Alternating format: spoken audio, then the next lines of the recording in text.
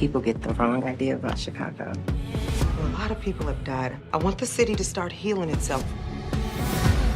I'm not the one who's causing all the damage around here.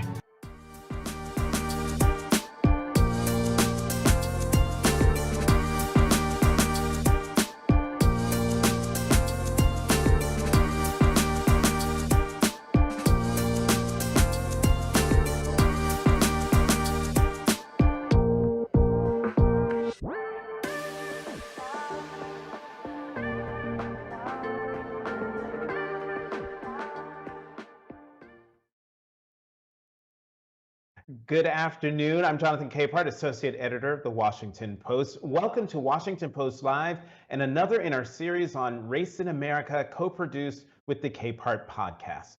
When you hear the name Lena Waithe, you think of the Emmy Award-winning writer, the actress and producer behind the Netflix series Master of None and Showtime's The Chi, which is back for its 5th season. But Lena Waithe's big passion is Hillman Grad, the production company she founded in 2015. And since March, Rishi Rajani has been its CEO, and they both join me now. Rishi Rajani, Lena Waithe, welcome to Washington Post Live. Thank you for having us. Well, thank you both again for being here. Lena, let me start with you. As we noted in the intro on the screen, you have said about Hillman Grad, quote, "Our goal is to not only open doors for the next generation, but to also keep those doors open for generations to come." Talk more about your mission. I think it's really to ensure that, the buck doesn't stop here. I think it's about ensuring that the business continues to grow, it continues to flourish, and that people have opportunities that they really can, take advantage of. And I just think it's important that we continue to hold our mentees' hand throughout their journey, because there's no finish line. And when we act as if there is one, people tend to get lost and they fall behind. And so we want to continue to hold people's hand.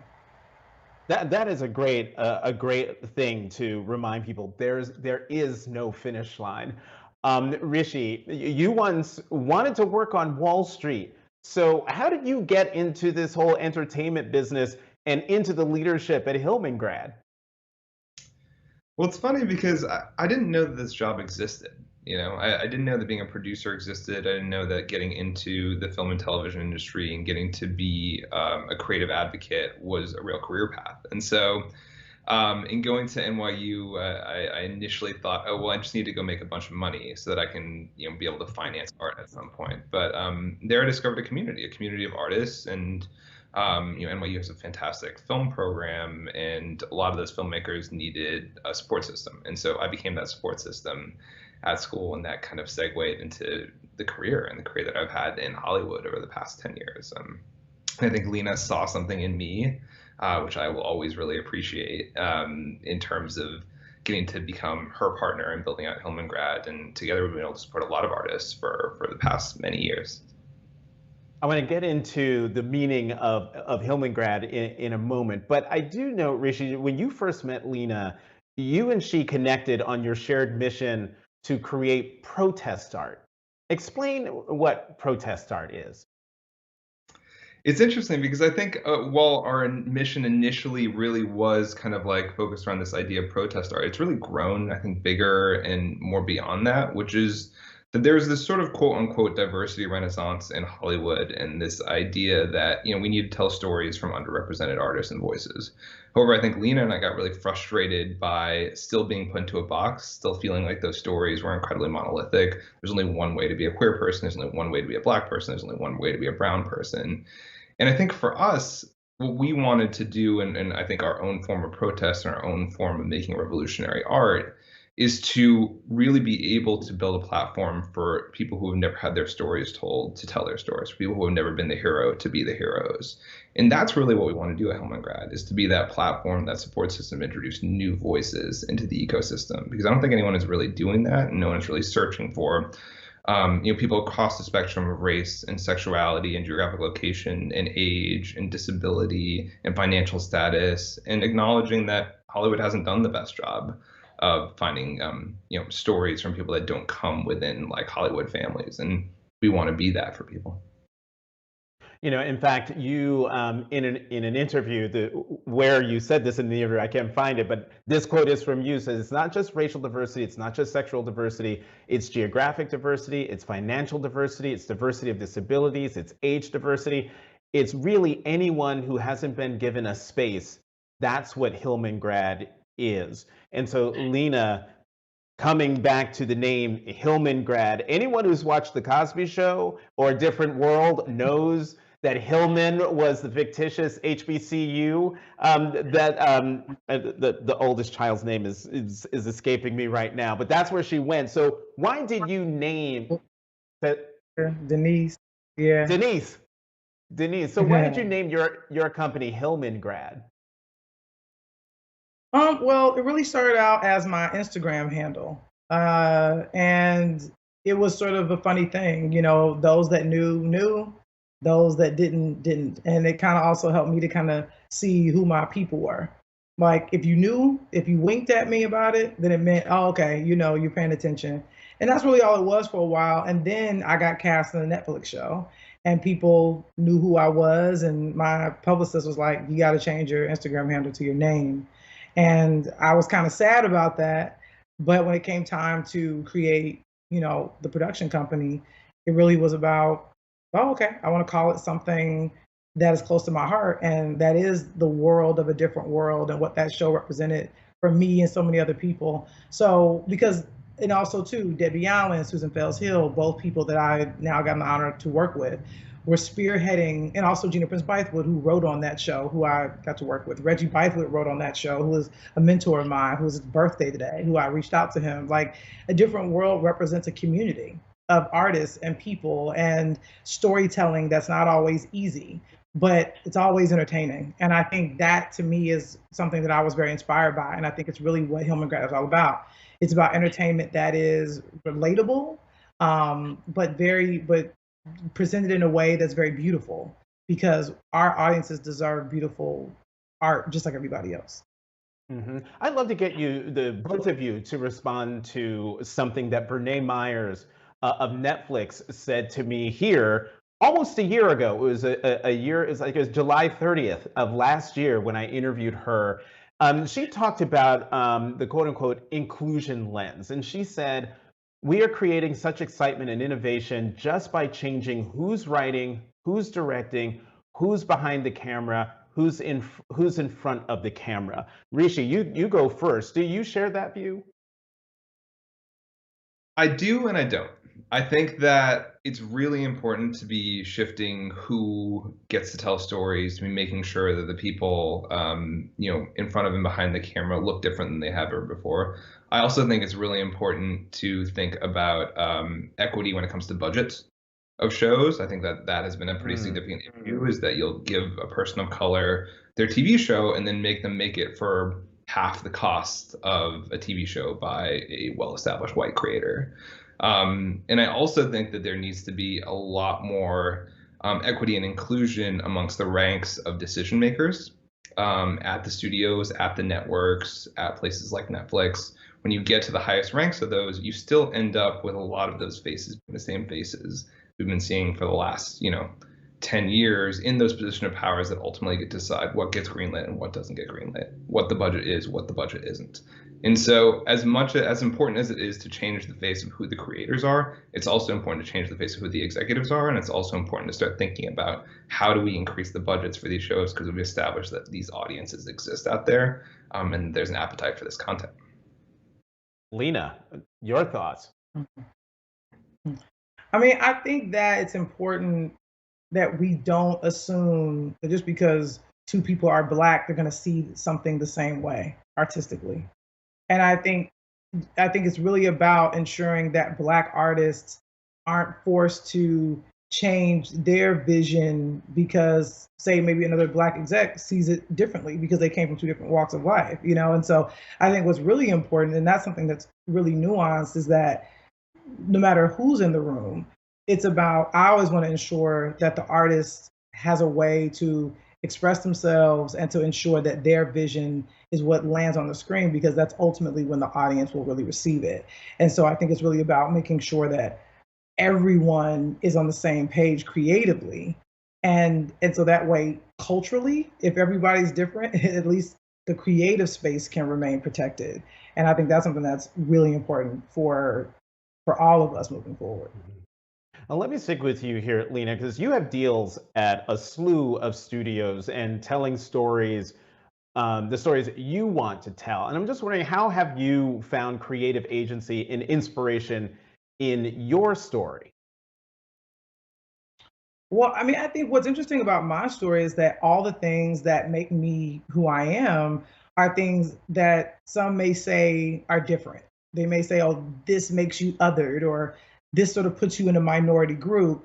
But in essence, it's really, I think, made me appeal to so many people because I think most people feel like an outsider, or they feel like they don't fit in, or that they don't really know where they belong. And I think that is what helps me to be able to relate to people because I can have empathy, I can give grace. I really and I can do that with the characters that I create that I write. Is that I always say I don't believe in heroes or villains because we could be either depending on the day.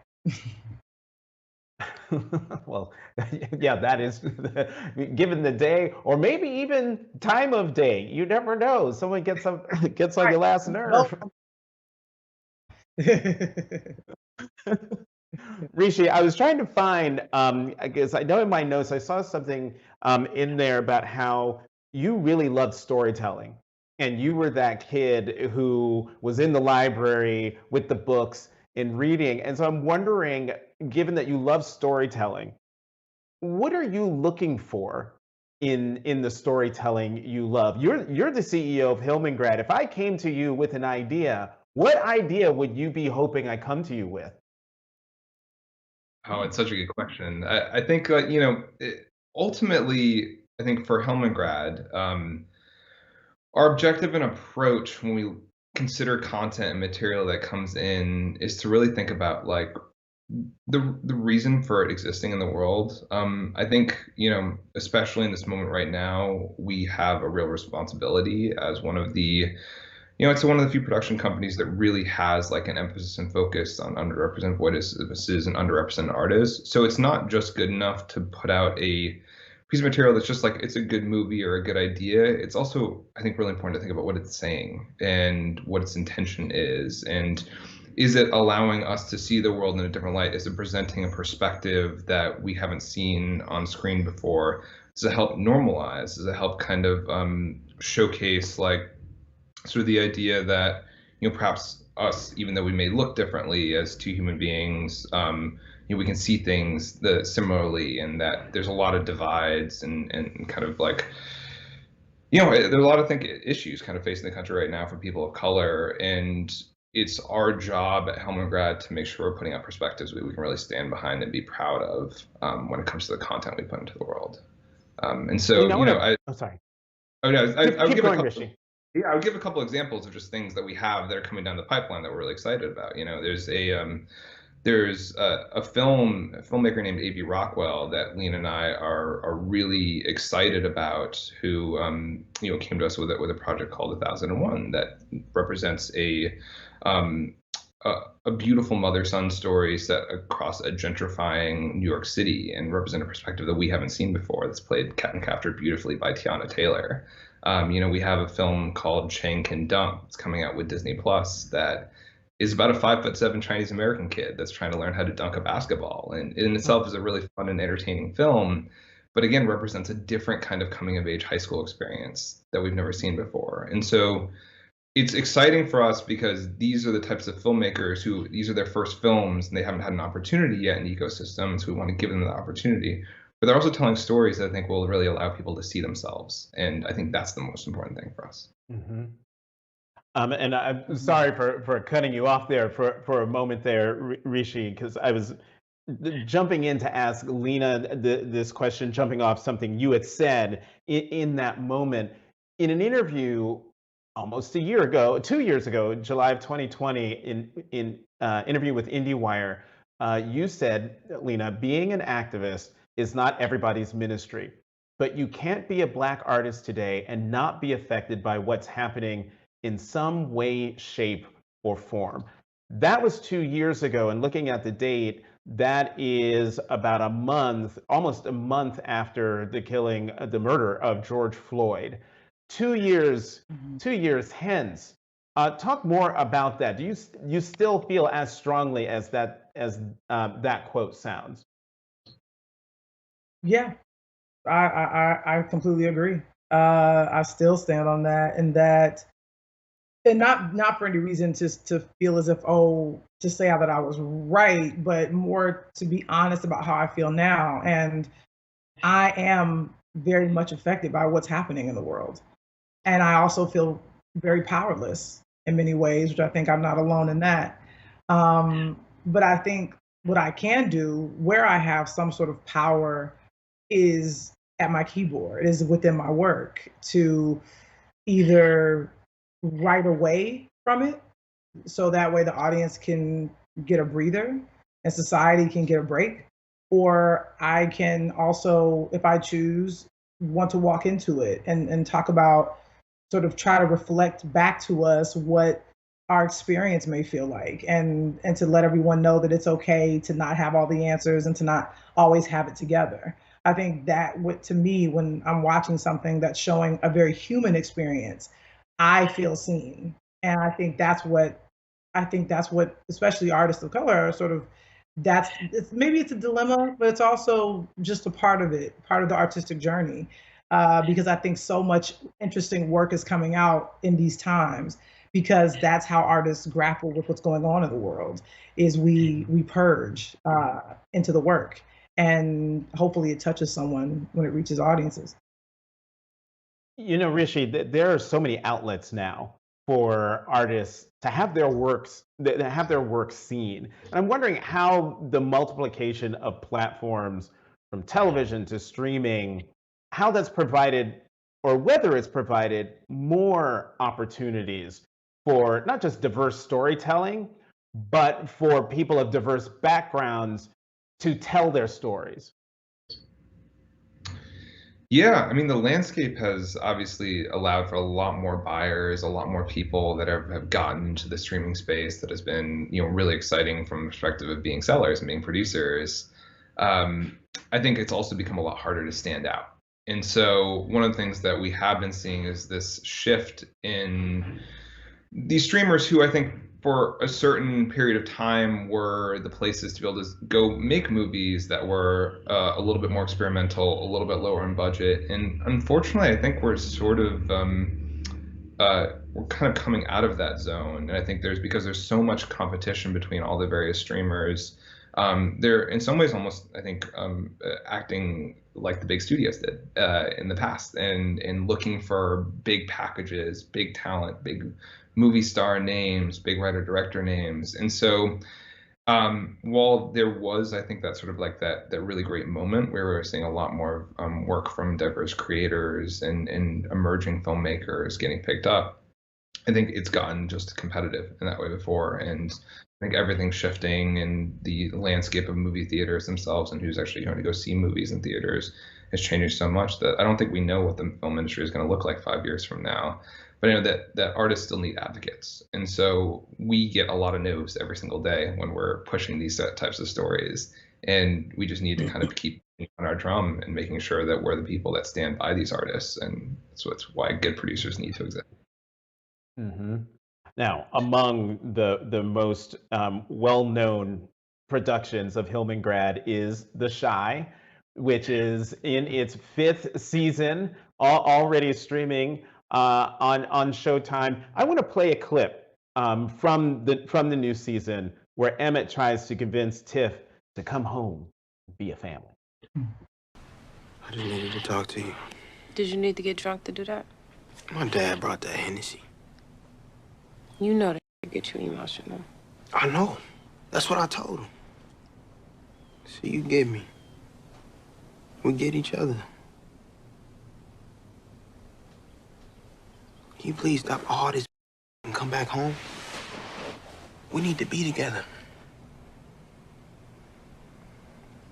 I want me, you, and EJ to be a family again.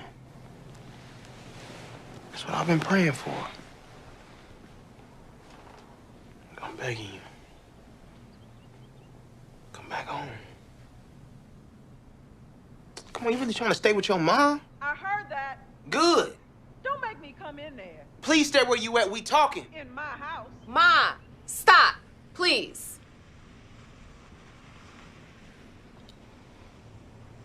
I just need time Time for what? to figure out what I want to do with my life. I'm not happy, and you know it. I feel like I've been chasing you my whole life, and when I finally got you, I thought it was because you wanted me to be your wife. But you didn't. You was just scared. I was scared. I was, but I'm not anymore. I'm not going to do any spoilers. That is in episode 1. You just have to watch to find out her decision, which is in that in that scene. But I wanted to show that scene, Lena, because it gets back to something that you said in November 2019 in another on Colbert, where you said, as an artist, I want to humanize Black people so much that maybe they'll stop killing us. And what I found interesting about that was about 8 months before George Floyd. Talk about why The Chi is so important and why it's important that it is now in its 5th season. I think The Chi has something that is just innately human. It just speaks to the human experience of trying to figure out love, trying to find out who you are in your community, trying to figure out what kind of life you want to live and how you want to be perceived by your family, by your people, by yourself. And I think these are all the things we grapple with on the show. And in essence, in that scene, you're seeing that. You know, Emmett is like, I'm ready. I want to be a family man. I want to be a husband. I want to be a father. And she is already past her breaking point. It's too late. He messed up one too many times. And so now he'll be forced to figure out who he is without that picture that he wanted. And she'll have to figure out who she is and what she wants. And I think so many people are on that journey and don't know how to vocalize it. And I think seeing Black people in sort of middle class, working class environment, which I think that's what I come from, that's what I know, it's people just really figuring it out day to day. And I think that's what people can really relate to. And I think it just generates these conversations, and people are really passionate about their opinions and their predictions and who they're rooting for. But I also get a big education in terms of the double standard, because a lot of people will say, I don't know why Emmett is even running after Tiff.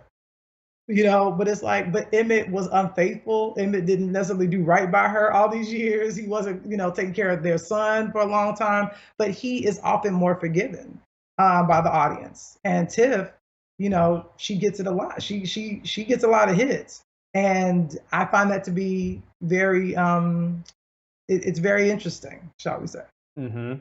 Well, I mean, the thing about the stories are relatable, I think also, and tell me if I'm wrong, because it is y'all's show, but they're relatable because the stories and the characters the relationships are complicated, and their lives are complex.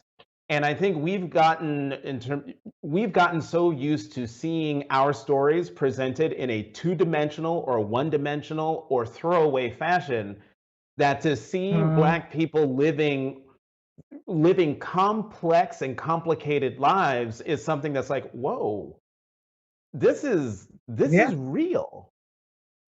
Yeah. And I what I realize is how much the show means to people. What's so gratifying is when I'm out in New York, or I'll be, in DC and Atlanta, and they'll say, I love The Chi. And I'll say, oh, I think because people say it reminds me so much of our city, or reminds me of the politics here, or reminds me of my family and how we get down. And so I realized that it's really about the city, but it's about the people. And I think some people, may feel like, oh, is it very Chicago? Is it very Chicago? And it's like, yeah, because that's where it is. It's just innately Chicago. But the stories really have a broader appeal. I mean, this season, our 5th season, It was our most watched premiere in the history of the show.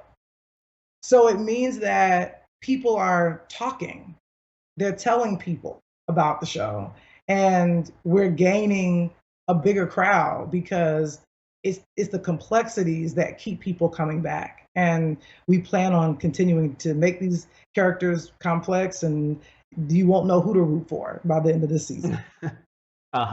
Yeah, we've got less than 5 minutes left. Rishi, unless you want to add to that, I got to get you both on what will probably be a final question. Well, the one thing that I will chime in and add to that is I'm so proud of Lena and so proud of the show, but not just because of the content that is appearing on everyone's television screens, but Lena's also turned this series into a launching pad for filmmakers, up and coming filmmakers, getting their first episode of TV to direct off the show. We had a couple of filmmakers named Quincy, DeAndre, and Boma that all got their first starts on this season of the series. Lena's also turned it into a platform for showcasing the work of up and coming Black designers through the fashion and the looks on the show. And so it's become a community effort in a lot of ways and kind of grown bigger than even just the content of the series itself. And so it represents everything we're trying to do here at Hillman Grad and turning these into community building initiatives as well. I also want to shout out the music real quick. Go ahead, Lena. The music? The music is what. Yeah, the music is a big part of the show, and we have a lot of artists that are on our Hillman Grad record label, like Davion Ferris and Jalen Josie are also featured a lot this season. Just want to get that out there. So how do you, like, we've got less than 4 minutes left, but now I'm sitting here thinking, how do you do all of this? You're doing television shows, you're doing movies, you have a record label. How do you keep all these plates spinning? I think that's a question for the CEO. We'd be remiss. Our book publishing endeavor with Zandos as well.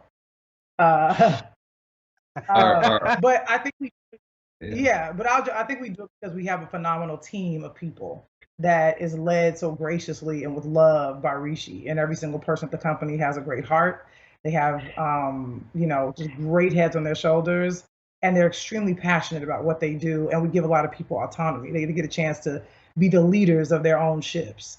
And so in essence, I'm honored to be, just a part of these fleet of ships that are pretty much floating in the same direction. But go ahead, Rishi. No, that's it. It's all about our team, and it's all about the people that we have working at the company and across this, film and TV, and our record label under Def Jam, our book publishing division under Zando, our podcast side. We're launching a fashion line this year called Hillman Heritage. We're getting into the branded content space as well. But, Lena puts a lot of trust in us as a team. And that's something that we haven't gotten a lot as people of color trying to make it in Hollywood. And so because of that sort of respect and autonomy that we've delivered to the team members, people want to be able to deliver on their own projects as well. And so I'm very grateful for what we've built. And I think we're only going to keep going up from here. Mm-hmm. I just want to say I'm doing this interview from home, but I also have to keep my eyes on what's happening in the news. And as you were responding, Rishi, an ad for The Chi was on the television. It was just a little surreal moment there. Real quickly, in the minute that we have left, Lena, then Rishi, real fast. If you had one piece of advice to young artists about using their voice through art, what would it be? Lena first. Be obsessed with the craft. Be obsessed with the craft and be vulnerable in the work, and you can't go wrong. Rishi. Don't ever try and write to the marketplace. Write about what you want to write about, write what you're passionate about, and that's what's going to help you stand out. Rishi Rajani, Lena Waithe. This has been such a great conversation. I wish we could keep going, but thank you both very, very much for coming to Washington Post Live. Amazing. Thank you for having us. And thank you for joining us. To check out what interviews we have coming up, head to WashingtonPostLive.com. Once again, I'm Jonathan Capehart, Associate Editor of The Washington Post. Thanks for watching Washington Post Live.